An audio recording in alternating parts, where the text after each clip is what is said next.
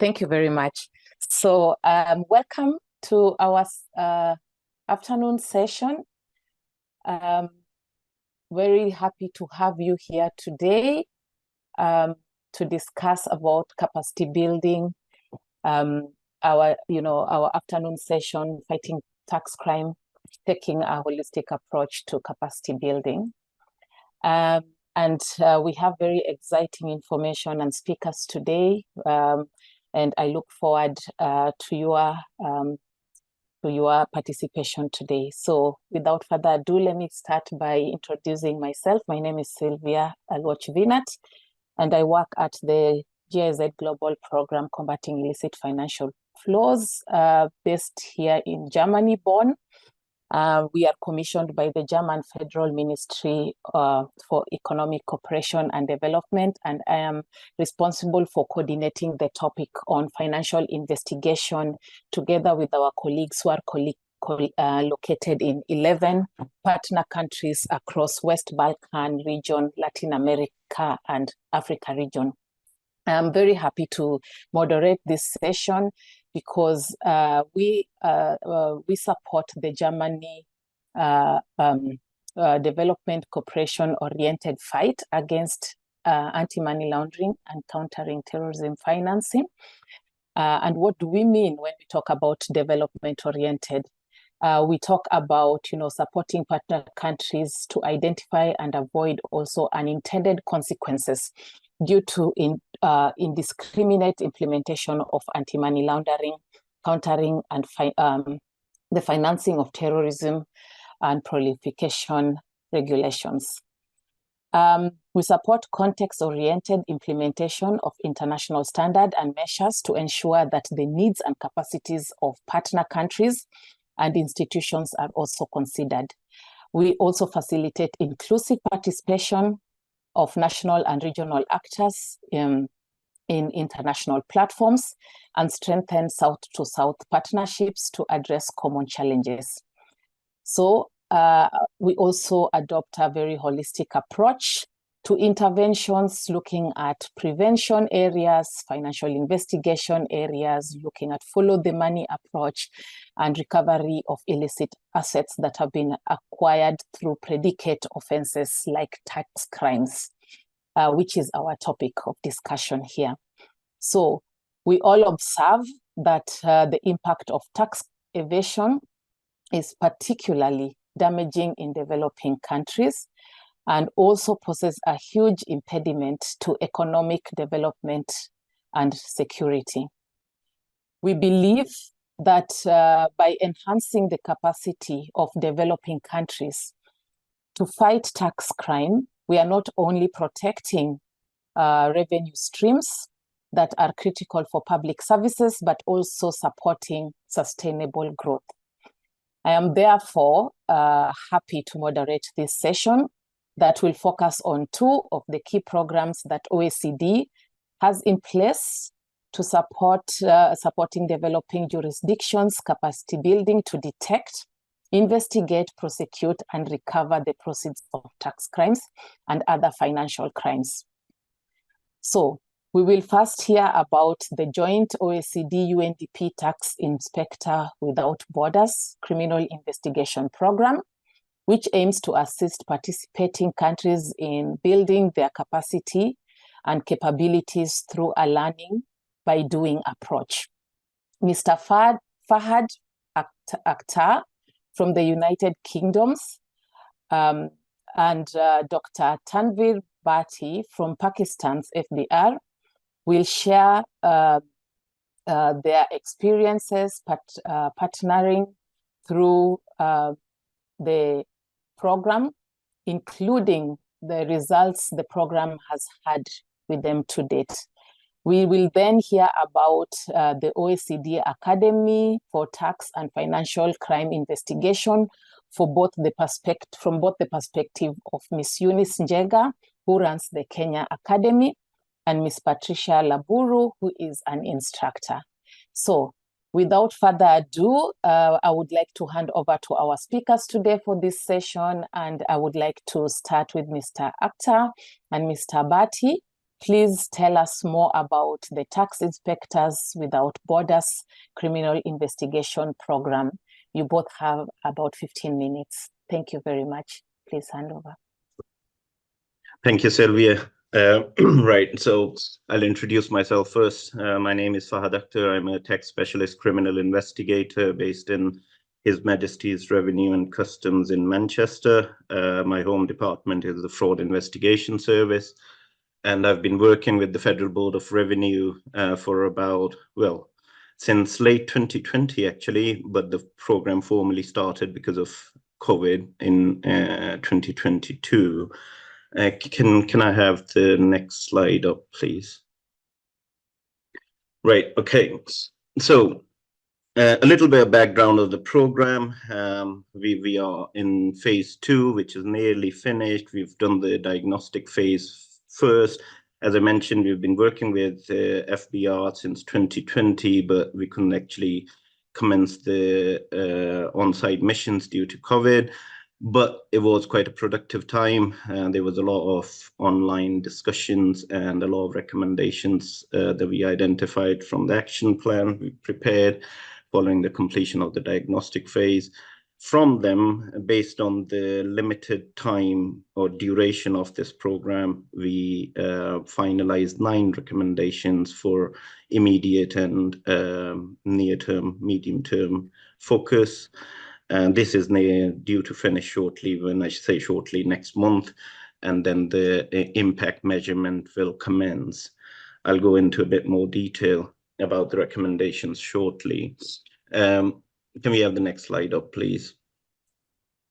Now, as I mentioned, there were 25 recommendations initially that we identified, talking about the holistic approach. So the aim of the help ask from FBR was to increase the prosecution success rate. Now, all of you are criminal investigators, I take it, so you would know that a criminal case doesn't necessarily finish within 2 years. And it may not just be the investigation itself, which doesn't lead to a successful prosecution. There are a number of other factors that you have to consider, hence the holistic approach. So I'll give you a bit of background of what we are doing. I've been working with the Intelligence and Investigation Directorate General of FBR since July 2022 officially. And so INI has the remit for tax evasion and associated money laundering offenses. We, on every on-site mission, we get all 7 directorates from INI to nominate officers that attend a week-long workshop which focuses on investigatory techniques and help on live criminal cases. Investigatory techniques, when I say that, it's a comparison between what we would do in HMRC if we had a similar case, and compare it to what the FBR are doing or are planning to do, and see if we can, make it more modern, so to speak, based on what we do in HMRC. We've then also identified 4 officers to form what kind is a focus group, and this deals with the focus group deals with the capacity building side of the program. So 2 strands to the project: the live help on live criminal cases, and then associated capacity building work identified from areas that are lacking. Again, as I say, this all fits in very nicely with the holistic approach. And then on the back of that, we draw after every session, so 1 week of live casework workshops and the other week of working on capacity building initiatives. We then, apart from the 25 recommendations initially identified and the 9 we are working on, we inevitably end up making a lot more recommendations based on the issues faced by the investigators. So I then meet with senior FBR stakeholders at Director General level and member levels to see how we can achieve those objectives as well. We've done 5 missions so far. Actually, I've just come back this Sunday from my latest mission in Islamabad, and we've got 2 more missions planned, one in early May, and then the last one would be July.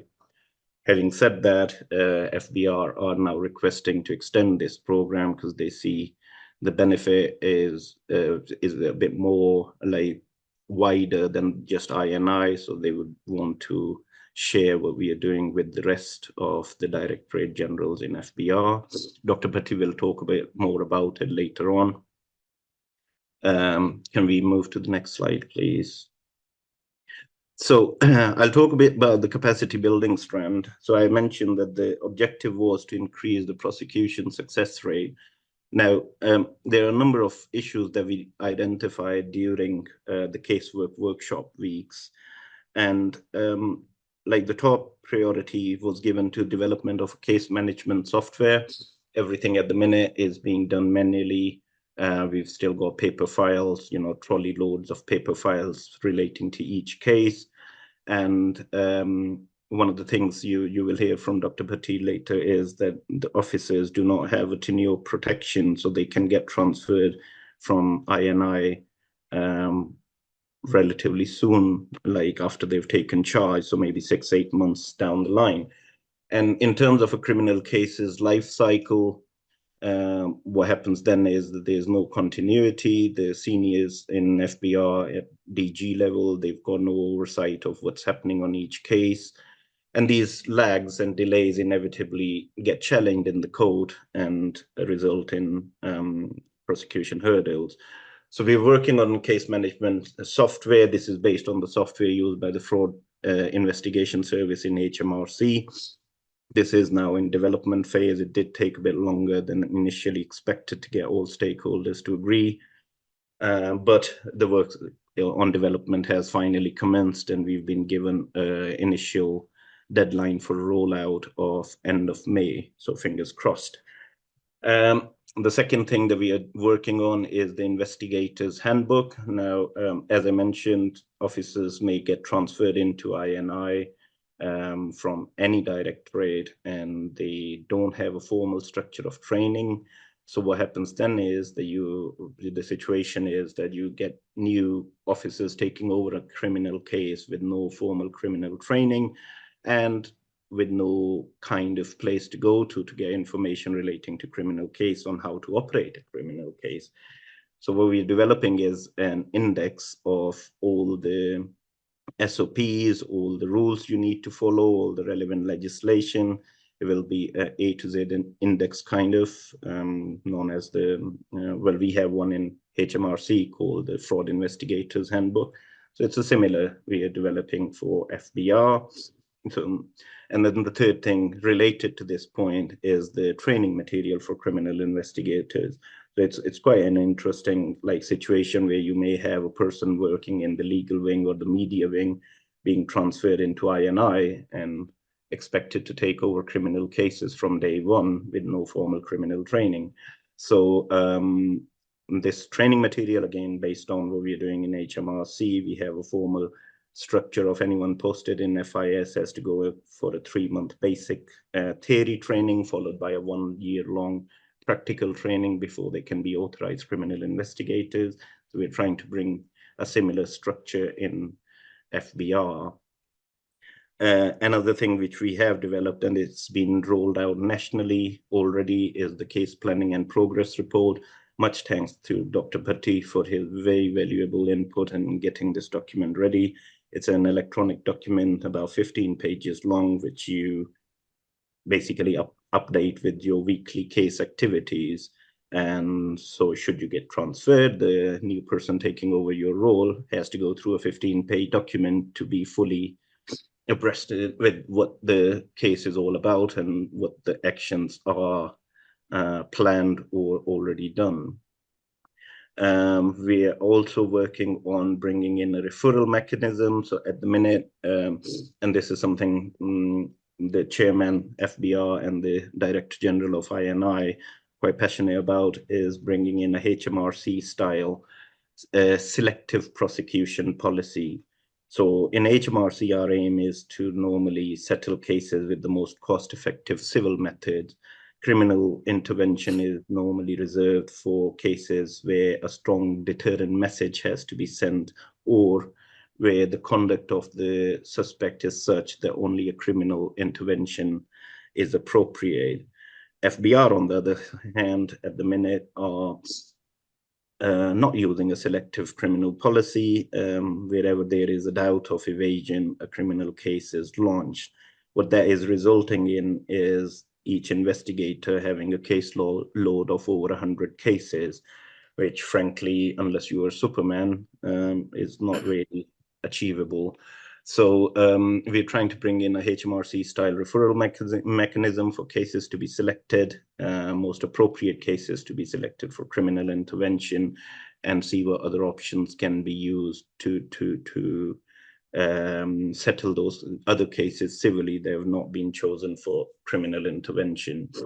And then the final thing in the capacity building that we've currently gotten some buy-in with FBR seniors is the tenure protection. So as I mentioned, when somebody gets transferred into INI, they may be transferred out within 6 months, 8 months. So the cases, they lack kind of continuity.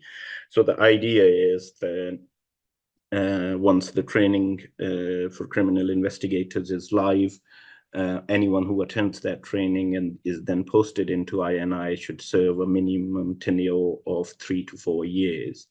Once that comes in, hopefully that will give the cases a lot of continuity, and we should be seeing a lot of positive knock-on effects on prosecution. Can we have the next slide up, please? And for the casework strand, so we've selected one case from each directorate and made sure that at least one case of each head of tax or duty is also selected. So we've got income tax evasion cases, we've got sales tax evasion cases, federal excise duty evasion cases, and purely money laundering cases as well. There are 7 directorates of INI, so we've got 7 cases running with us in this program. Slight bit of hiccups are that a number of my workshop participants have since been transferred out, and the cases have had a bit of lag in them.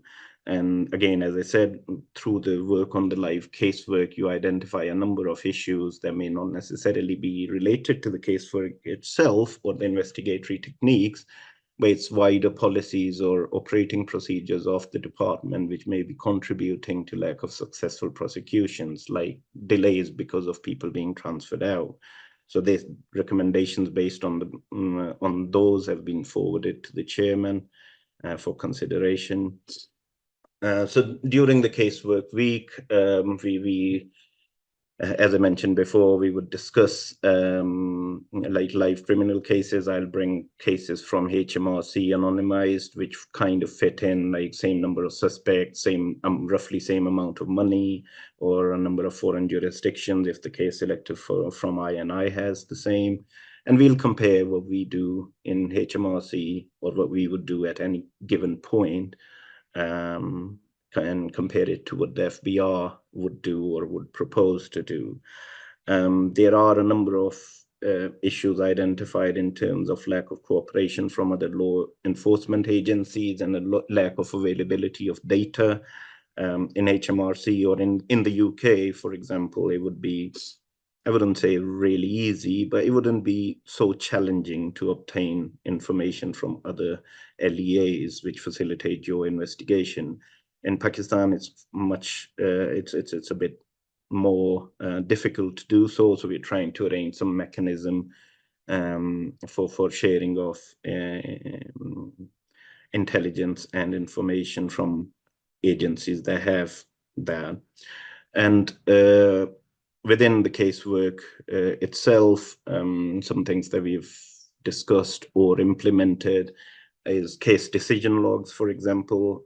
So at the minute, an investigator taking a decision will note the decision and move on. You wouldn't have an audit trail, so to speak, what factors were considered when that decision was taken, what was the state of the case, why that decision was taken, does it need to be reviewed at any time in the future, stuff like that.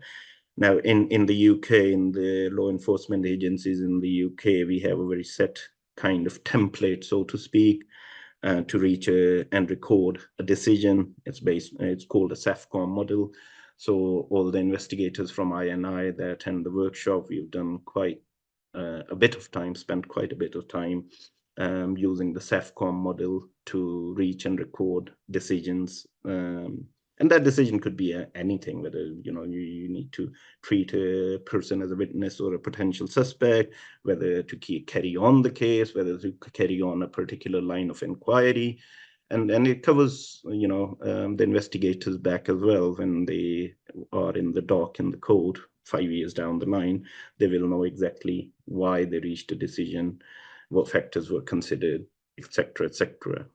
CPMRs is a case planning and management report document. This is the document I referred to earlier, the 15-pager that Dr. Bhatti has very kindly helped us develop. This is already in full nation rollout as of 1st of March. So all new cases have to be updated using this document. And then the last thing is the challans or MGO3. Now, this is your full case report where you link all the evidences to your case for the prosecutor to see whether the case can be successfully prosecuted or not. So in HMRC, we kind of adopt the policy of early discussions with the prosecutors from the outset. So CPS, the Crown Prosecution Service, is the department that takes our cases to court. And we would try to liaise with them from the right outset of an investigation to kind of get an idea what kind of evidence would be needed. Are the lines of inquiries that we are following, are they correct or sufficient, etc. So this is something we're trying to bring in FBR as well, and because at the minute, until the investigation is fully completed, and then a lawyer is hired from the industry, because FBR doesn't have an internal solicitors wing. By that time, it's by and large a bit too late to do anything else. The investigation is complete. The case is already with the prosecutor. So if there are any gaps in investigation or any lines of inquiry that haven't been explored, it's too late to go back and do that. Therefore, the challan system, the MGO3 system, we're trying to bring that in for the cases to be regularly consulted with the prosecutors. Okay, and briefly, the other development areas that we're kind of looking into, a comparison of legislation to identify any gaps, comparison of investigatory powers that are available to investigators in both countries, and the case law and judgments based on criminal cases. We also plan, this is medium to long-term objectives. So we're also trying to deliver presentations to judiciary, because obviously that is a big part in why cases may not be successfully prosecuted, and the judge doesn't think that white-collar crime is a crime in traditional sense. And I talked about the cases triage and selective prosecution policy before, and then exchange of information with LEAs. These are more medium to long-term objectives. And I'll now like to hand over to Dr. Bhatti to quickly give us a walkthrough from FBR side, please. Thank you, Mr. Fahad. Please, next slide. I am Dr. Tanveer Hussain Bhatti, working as Additional Director, Directorate of Intelligence and Investigation, Inland Revenue at Federal Board of Revenue. Next slide. Previous slide, please. Yes. Federal Board of Revenue has been dealing with income tax, sales tax, federal excise duty, and custom duty. And no Anti-Money Laundering Act has been incorporated as a predicate offense. There are certain predicate offenses in Anti-Money Laundering Act. In 2016, income tax, sales tax, and federal excise duty, their evasion became a predicate offenses. In criminal investigation and prosecution mechanism in FBR, it is in terms of especially Anti-Money Laundering Act, it is a new one. There is already prosecution, investigation, and criminal investigation and prosecution mechanism related to income tax, sales tax, and federal excise duty. But in terms of Anti-Money Laundering Act, it was incorporated in 2016. Therefore, still there is manual system of maintenance of files. And officers, if we compare with HMRC, there are 2,500 HMRC criminal investigators, while in Pakistan there are only 50. Therefore, the officers are overburdened. Similarly, there is need of training related to Anti-Money Laundering Act for successful investigation and prosecution. As income tax, sales tax, and federal excise duty were incorporated newly as a predicate offenses. Therefore, judicial system is not also well trained related to related to prosecution mechanism. There is a lot of litigation in this perspective. There is a parallel prosecution mechanism in Directorate General of I&I and field formation like regional tax offices. In comparison of HMRC, where there is fraud investigation service that is only dealing with criminal investigation and prosecution, but in Pakistan, Federal Board of Revenue, field formations, as well as Directorate General of I&I is dealing with criminal investigation and prosecution. There is lack. There are legal advisors, but there is lack of proper solicitor wing that can adopt the cases for criminal investigation and for prosecution purpose. And we choose public prosecutors and refer them cases for prosecution. Therefore, prosecution mechanism is not up to the mark. Similarly, referral system FMU that was created, and 6 agencies: FIA, NAB, CTD, FPR, and these agencies have been criminal investigation and prosecution agencies, and FMU refer the cases, but there is no referral from the regional tax offices for criminal investigation and prosecution because they have their own powers. Next slide, please. I would like to appreciate OECD and UNDP for tax inspector without border training, because it has helped FBR for structural changes in the organization, like development of CPMR, and we have tailored according to our laws and systems. It will help to manage the manual files in a document, in a soft document. Similarly, we have developed change request form and for development of software similar to HMRC, so that live cases and head of the organization can watch each live case, and there is regular entering of every data in the software. Similarly, we are undergoing development of training material for Central IRS Academy, so that officers who are posted in Directorate General of Intelligence and Investigation, they are trained. Similarly, alphabetically ordered handbook is being developed, and it will also incorporated in the criminal investigation management system that is in the phase of implementation, because member IT has granted approval, and it will be implemented soon. Next slide. I would like to recommend, in FBR perspective, there is need to widen the scope of OECD training, so that sorry to cut you through. 2 minutes only left, please. There must be continuity of this, so that it will help development of capacity of FBR officers. Similarly, more resource persons through virtual lectures can be managed, so that more training can be incorporated to the officers. Similarly, foreign training of FBR officers, so that they can watch and practically observe what are international best practices in the developed countries. Similarly, field visit of tax authorities to learn latest techniques and technology. There is need to support investigation and prosecution mechanism of tax crime. Similarly, regular deployment, or if there is regular deployment of developed countries officers in Pakistan, developing countries, and similarly vice versa of developing countries to the developed countries. They can help to better coordinate for training and capacity building regarding criminal investigation prosecution. Thank you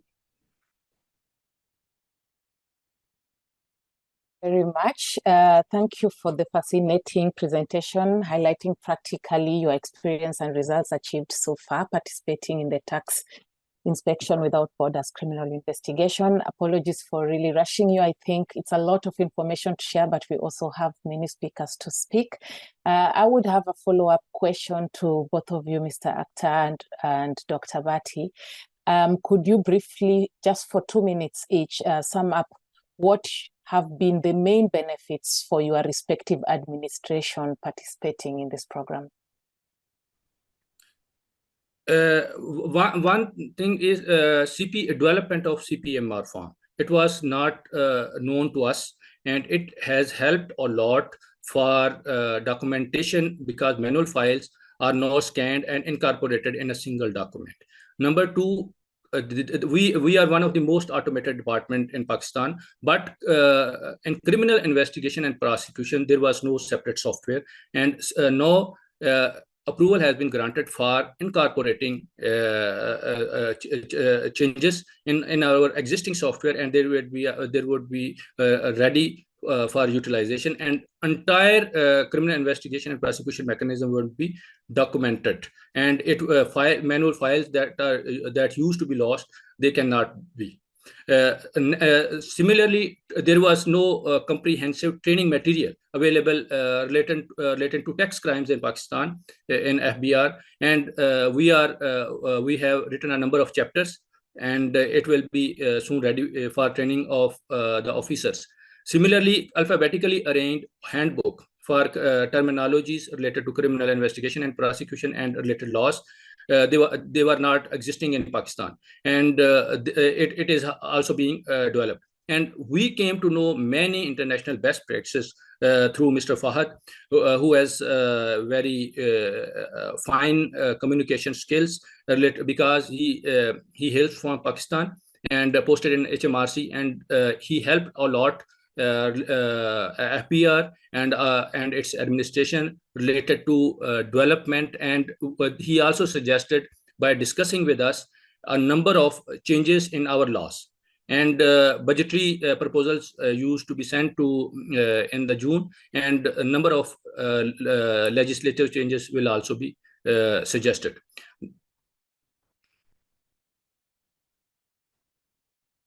Thank you very much for this input, and thank you very much to our speakers, Mr. Akhtar and Mr. Bhatti. We will go ahead now to our next speaker, and at this juncture, I would like to call our colleagues from the OECD Secretariat to share with us how countries can apply for the program.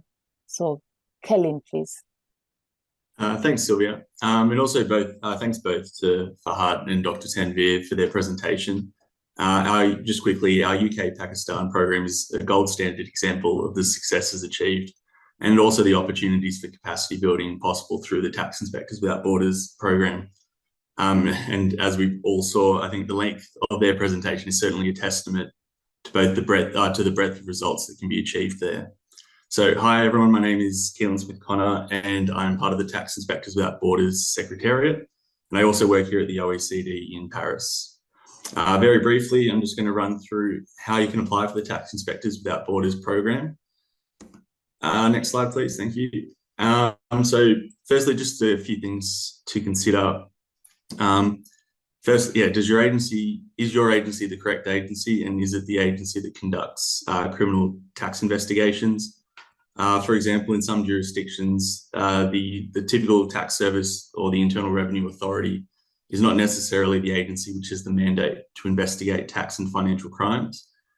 The agency that we're sort of looking for these Tax Inspectors Without Borders criminal investigations programs is going to be the one that receives and manages the expert assistance, and is the lead partner in the program. So they'll be taking responsibility for getting other domestic stakeholders, for example, getting other domestic stakeholder agencies on board to contribute to the program. In this capacity, also, the host administration is responsible for ensuring that an appropriate domestic framework to receive an expert as well, just to ensure that confidentiality, for example, and other secrecy issues are sort of adhered to. And before considering, I think, entering into a TIWB program, the host administration should also ensure that the request for their assistance fits within their broader objectives, and it's also adapted to the existing capabilities of its officials and its tax administration as a whole. And just another note really quickly, the participation in TIWB program involves bringing in a foreign national expert to work with the host administration. So this should normally be approved at the highest levels of the host tax administration.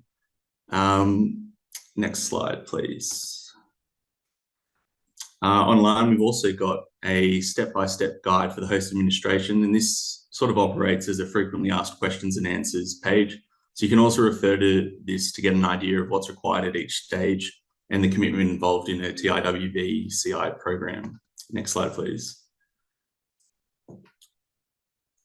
So all in all, I think that's definitely a lot to unpack, and I've explained that very briefly, but we certainly encourage that anyone interested, any potential host administration agency, sends us an email at secretariat@tiwb.org with your questions, and we can also just arrange a meeting just over the phone to discuss what the TIWB criminal tax investigation program entails and how your jurisdiction can best participate and ultimately benefit from the program. Next slide, please. So yeah, after speaking with us, the first step would be to navigate to the TIWB portal in your internet browser, and that's located at portal.tiwb.org. Of note, the portal is also available in French and Spanish as well as English. From there, just click sign in, and then you can register to create your account. And thereafter, my colleagues at the OECD will very promptly approve your account creation. Next slide, please. Once you're logged in and registered, there's only really one thing you can do. We've got a nice, really big button that says request a TIWB program. There's nowhere else you could really go. So just click that and then you're on your way. Next slide, please. From there, very user-friendly forms will load for your agency to complete. Currently, right now, in fact, we are in the process of updating this form, which we call the assistance request form, and we're with the aim to sort of further refine it by increasing the quality of the information that you provide, and also to sort of streamline the operation of the program. It's critical here to select criminal tax investigations, as each assistance request form is tailored to the type of tax inspector without border program that you're requesting. So thereafter, you're generally required, so despite sort of the reform that we're changing, the changes we're making to the form, you will generally be asked to provide contact information for your agency and any other sort of relevant stakeholder agencies in your jurisdiction, for example, the tax authority, the national police, the financial intelligence unit, etc. Filling in these details comprehensively will assist us in the TIWB Secretariat to also consider potential partner agencies and tax inspectors without borders experts to pair with your agency and for your prospective program. And once you've worked through that form, we'll receive it almost instantly. We'll review the request and we'll also get in touch to further discuss the possibilities of the TIWB CI program. Next slide, please. I think we have to, Killan, you have only 20 seconds, please. Okay, no worries. I think this is just really quickly. It's not open. It's not only just for host administrations like agencies seeking assistance. We are also for every host administration, we need a partner administration. So we actively encourage any agency that's considering to provide assistance to apply. To do that, they would, again, just send us an email. I think all in all today, if I have to really wrap up quickly, if you just want further information or you're interested in the program, just send us an email at secretariat@tiwb.org, and my colleagues and I can arrange a phone hookup and we can discuss this further. Thanks very much. Yes, thank you very much, Killan. Quite a lot of information to share, but we have to end the time.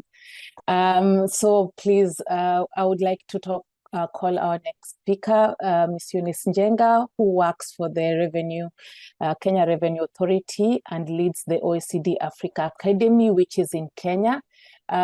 Eunice, please welcome. You have 5 minutes, please. Thank you.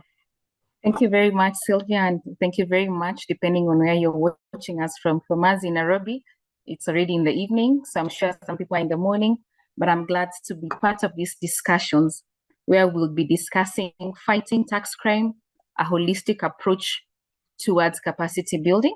And I will quickly just take you through some of our successes that we've had as an academy since the inception. So we can go to the next slide, please. Okay, great.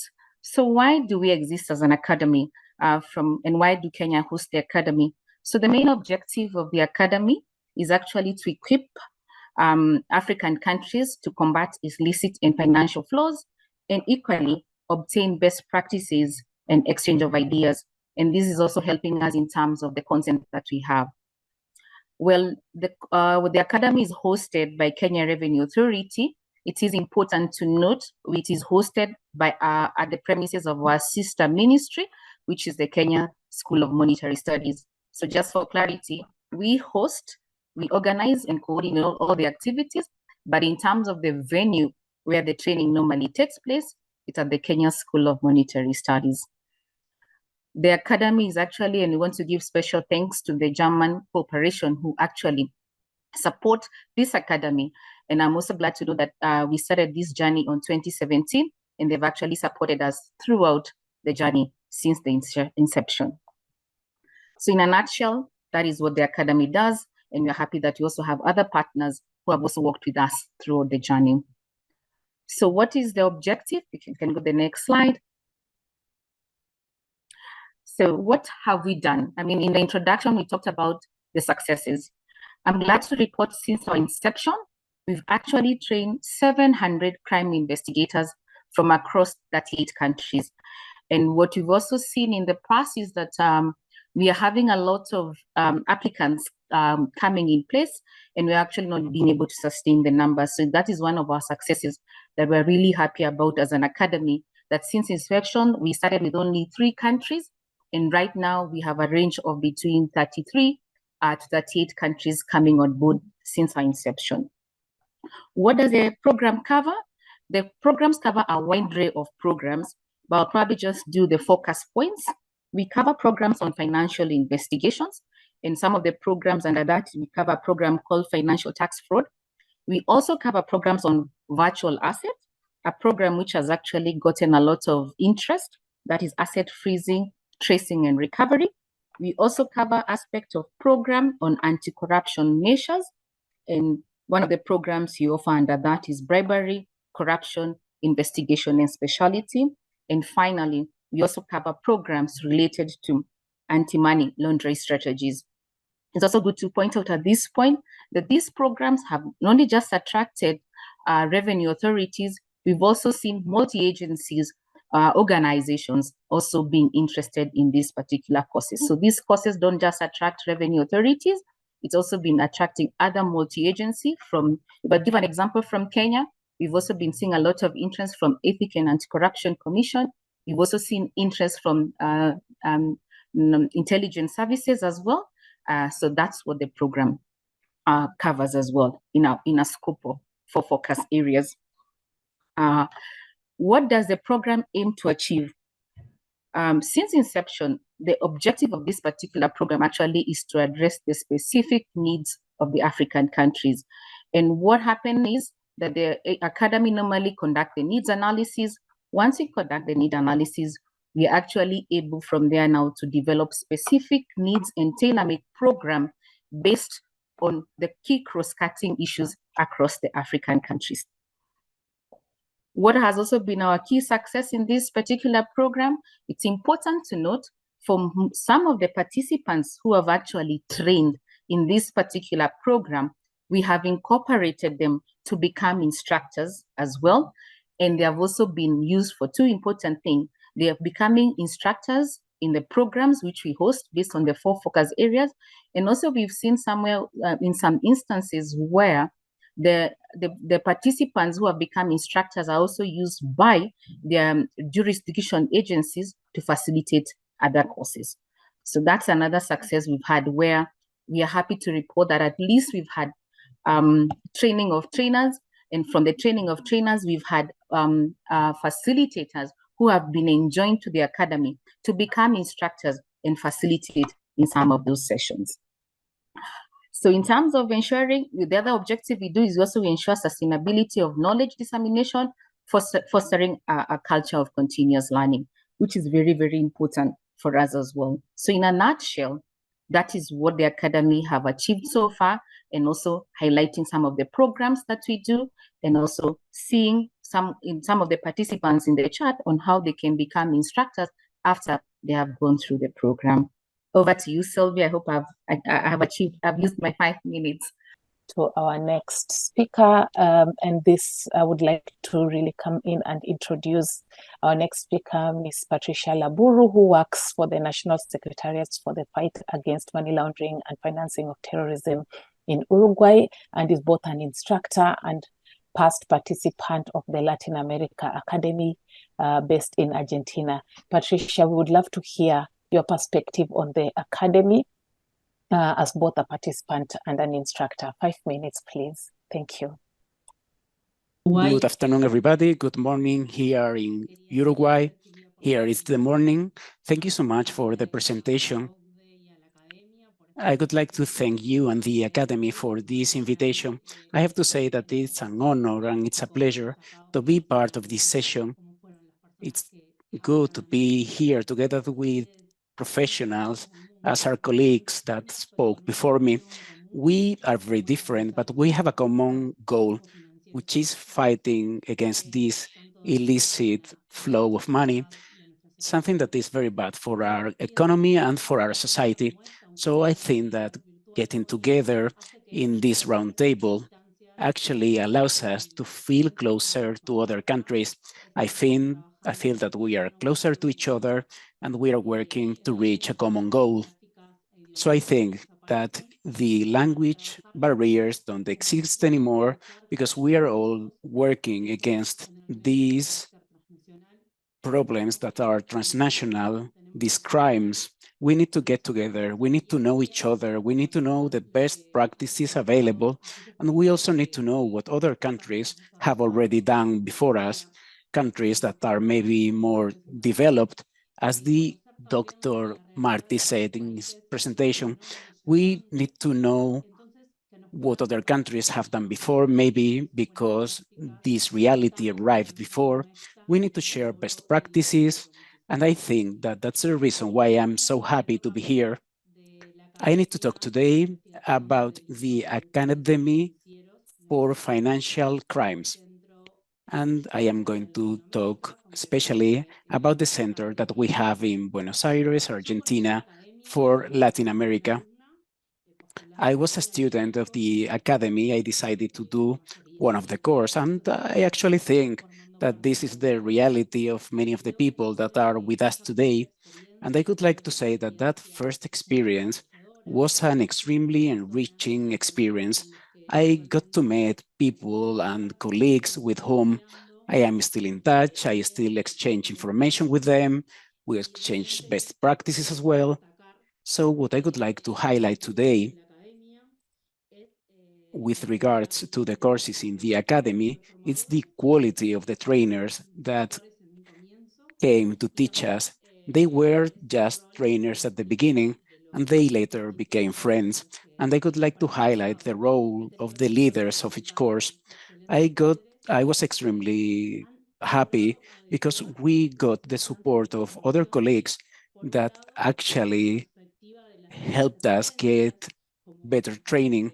We got the perspective of different agencies. As Eunice already said before, it's important to be able to have in mind the point of view of the different agencies fighting against these crimes. Nevertheless, the role of these leaders is also very important because they need to align the needs of a region with the international point of view. And they do it through getting trainers from abroad. And that's why the whole work that we do in the agencies is so fulfilling. I think that one of the main challenges that we are currently facing, especially those of us that work in fighting against crimes, and I am pretty sure that many of our colleagues here will also agree with me, if we focus on just the point of view of a single agency, maybe we will reach some goals, but the goals are going to be teeny tiny. I personally think that it's very important to have an interdisciplinary work. We need to collaborate with other agencies because that's the only way in order to have a point of view from different roles and different disciplines. And if we can also have collaboration with other agencies, then we will be able to know what other regions are doing. And I think that's the correct pathway, and that way we will be successful. I'm pretty sure that there is still a lot to do. I'm sure that there are some regions that need to work more on a certain topic. We need to be also better coordinated. But I think that we already have strong roots and we will be successful in the future. At the same time, I would like to underscore that after doing the course as a student, I also took part in the trainer's course. And I think that in that course, I became fully aware of all the concepts that I have already said. And it also gave me the possibility of having tools to do better presentations, as well as to improve the way I share my knowledge and my experiences with others. So I would suggest all of you to know more about the Academy. If you are part of the region of Latin America, please join the courses, get more information from what we do, try to become a trainer because it's an amazing experience. It's very good. I think it gives you the possibility to know more about the Academy in Buenos Aires. That's it. Thank you very much. Thank you very much, Patricia. Just for 1 minute, I would like to have a follow-on question. It's evident that there is a lot of willingness to engage in capacity building, and this unfortunately sometimes can feel like a crowded space. So, which can also be a strain on the resources of developing countries. How can stakeholders involved in tax crime capacity building, like us, GIZ, OECD, ensure that we are both efficient and effective with the support provided? Yeah, 1 minute, thank you. Sí, gracias, Silvia. Trataré en un minuto. Pienso que Thank you very much, Silvia. I will try to do so. I think that countries are very lucky to get the support of the Academy in the different regions. They benefit from the program. That's my opinion, but there is a study that I would like to highlight right now. It talks about the experiences of the Academy and the impact we had in different regions and countries. And that's what also Eunice talked about, our colleague from the African Academy. I think that most of the researches that we do after taking part in a course have an added value. We have a group of networks. It's always important to share best practices and also to share with other colleagues what we learned in the different trainings. I think that's beneficial for all the participants. I think it's also necessary to have more trainers in the regions because that's the best way of contributing to the value addition of the countries. And at this juncture, I would like the Secretariat from OECD to explain to us how to apply for an academic program. Thank you very much, Silvia, and thank you also, Patricia and Eunice, for your very good testimony on your experience with the academy programs.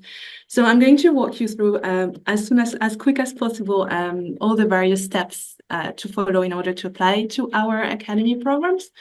So the most important thing to take into account and to be aware of is that our academy programs are only open to officials working for a government agency involved in fighting the fight against tax crime and other financial crime. So if we go to the next slide, you will see all the academy centers and the pilot programs you would be able to apply for. We have our international center, which is open to all applicants from all the regions of the world. And then we have 3 regional centers, which cover different regions. So we have the Africa Center, which is located in Kenya. We have our Latin America and Caribbean Academy Center, which is located in Buenos Aires.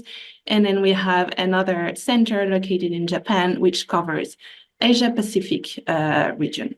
We also have 2 pilot programs, one in India, which covers the South Asia region, and also a Francophone program, which is dedicated to French-speaking countries.